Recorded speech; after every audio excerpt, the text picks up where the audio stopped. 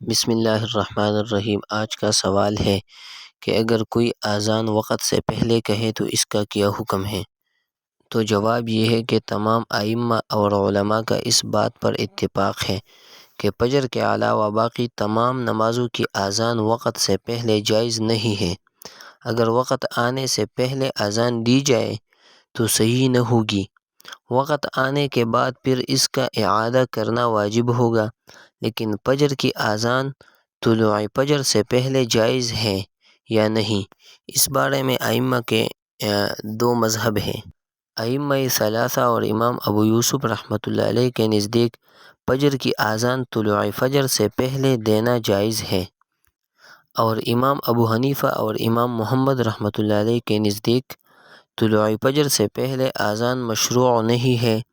اگر طلوع فجر سے پہلے اذان دی جائے تو طلوع فجر کے بعد دوبارہ لٹانا واجب ہوگا۔